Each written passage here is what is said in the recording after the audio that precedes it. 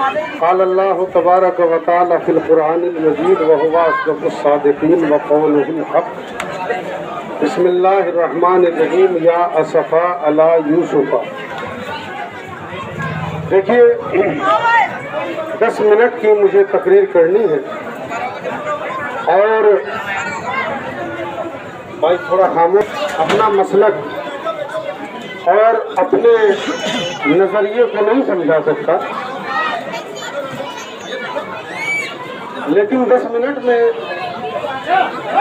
اس مجمع کو یہ احساس دلا سکتا ہوں کہ حقیقت کیا ہے۔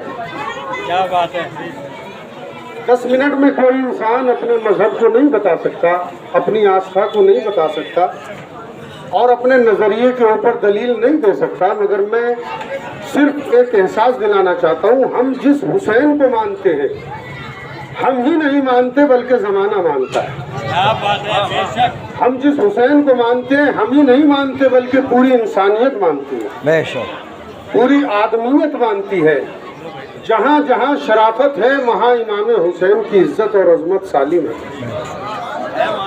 اور میں آپ سے بتاؤں کہ ہندوستان کی بڑی بڑی اہم شخصیت، گریٹ پرسنالٹی سروجنی نائیڈو محترمہ نے امام حسین کے لیے جو فقرے کہے تھے کہ میں انسانیت کے اس عظیم کردار رکھنے والے انسان کو سلام کرتی ہوں۔ شری مہاتما گاندھی جی نے کہا تھا کہ چند لوگوں کو لے کر اپنے مقصد میں کامیاب کیسے ہوا جاتا ہے یہ کوئی حسین سے پوچھے۔ اس عظیم انسان کے لیے ڈاکٹر بھیم راؤ امبیڈکر نے عجیب فکرہ کہا تھا کہ کوئی انسانیت کا سبق حسین سے لے کہ عاشور کے دن جس زانو پر اپنے بیٹے علی اکبر کا سر تھا اسی زانو پر جون غلام کا سر تھا۔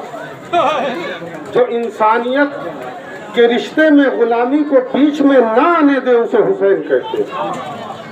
اور ظاہر ہے کہ کوئی حسین سے دور نہیں ہے، حسین رسول سے ہے، رسول حسین سے ہے، اور ظاہر ہے کہ جب حسین رسول سے ہے تو پھر جو رسول سے ہے وہ بھی حسین سے ہے۔ بس فرق اتنا ہے کہ ظاہر ہے کہ انسان کو بیدار تو ہو لینے دو، ہر قوم پکارے گی ہمارے ہیں حسین۔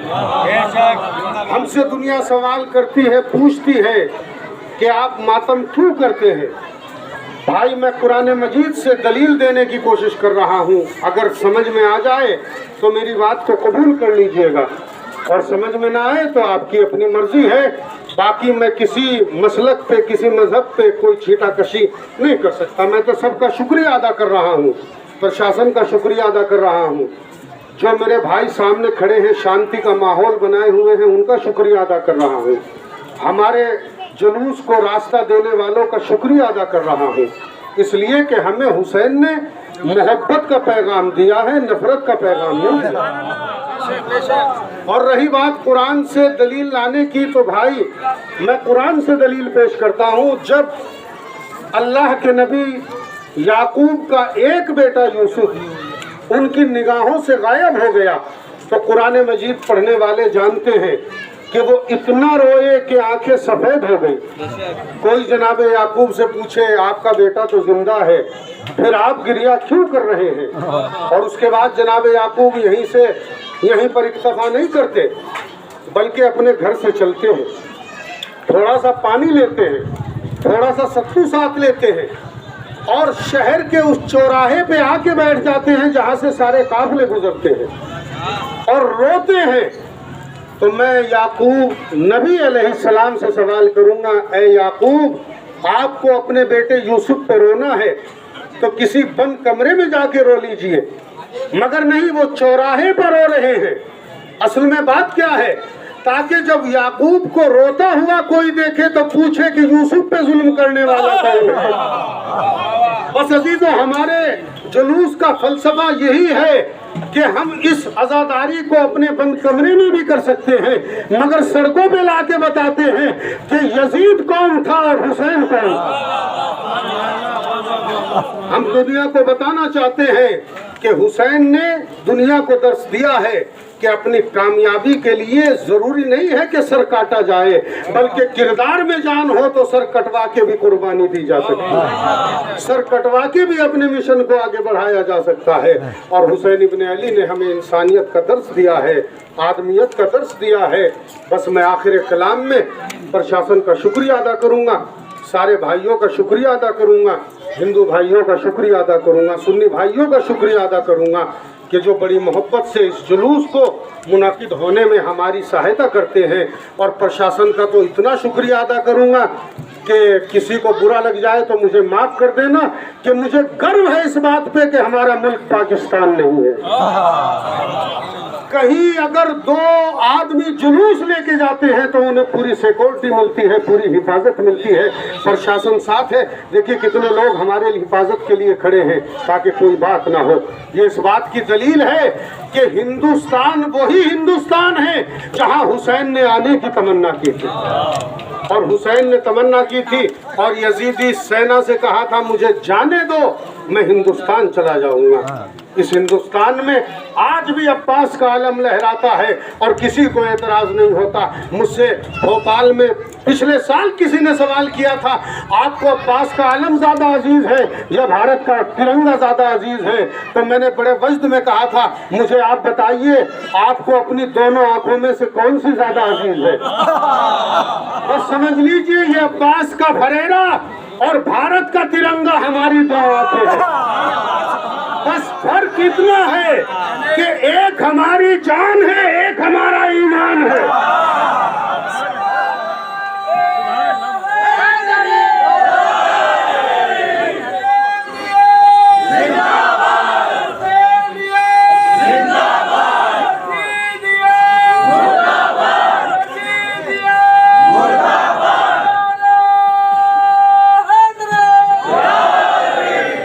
بس بھائیو 2 منٹ کی زحمت اور ہے، اس کے بعد وقت بہت کم ہے، میں کھل کے پڑھ نہ سکا جو پڑھنا چاہتا تھا۔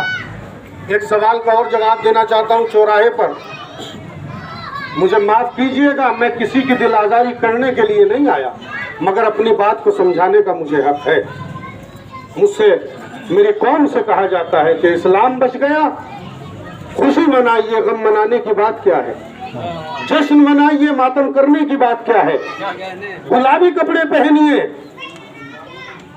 کالے کپڑے پہننے کی ضرورت کیا ہے؟ میں ایک مثال دینا چاہتا ہوں بھائی، مجھے ایگزامپل سے بات کہنے کی عادت ہے، میں سارے مجمع سے خطاب کر رہا ہوں۔ اللہ نہ کرے کسی ایک گھر میں آگ لگی ہوئی ہو، میری مثال کو غور سے سنیے گا، میں تقریر ختم کر رہا ہوں۔ کسی ایک گھر میں، چلیے میں گھر کی مثال چھوڑ رہا ہوں اس لیے کہ حسین کا جلوس دعائیں دینے کی جگہ ہے۔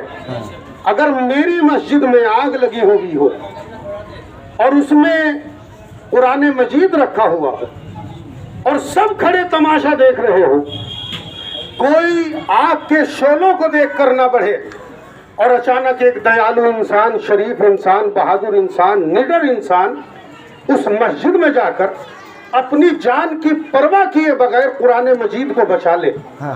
قرآن تو بچ جائے مگر وہ مر جائے۔ اور میرا یہ سارا مجمع جانے کے بعد قرآن کو مجید کو چوم کر، اللہ کی کتاب کو چوم کر کہے کہ جشن مناؤ اس لیے کہ قرآن بچ گیا، اور جس نے قرآن بچایا اس کی میت زمین پہ پڑی ہوئی ہو، تو ایسے انسانوں کو دنیا سیلفش کہے گی، مطلبی کہے گی، غرض پرست کہے گی۔ تو یہی فلسفہ ہمارا ہے، اسلام بچ گیا خوشی ہے مگر پہلے حسین کا غم تو مناؤ۔ میں چوراہے پہ اعلان کر رہا ہوں 2 مہینہ 8 دن حسین کے شہادت کا غم دنیا منا لے، اس کے بعد میں حسین کے طرف سے، حسین کے عزاداروں کی طرف سے اعلان کر رہا ہوں کہ اسلام کے بچنے کی خوشی ہم تمہارے ساتھ مناتے ہیں۔ بس عزیزو، میں آخر کلام میں سب کا شکریہ ادا کر کے محبتوں کے ساتھ، انسانیت کے ساتھ، آدمیت کے ساتھ سب کو الوداع کہتا ہوں، اور سب سے کہتا ہوں کہ حسین کے دروازے پر آئیے، اس لیے کہ حسین سب کے ہیں۔ وآخر دعوانا ان الحمدللہ رب العالمین۔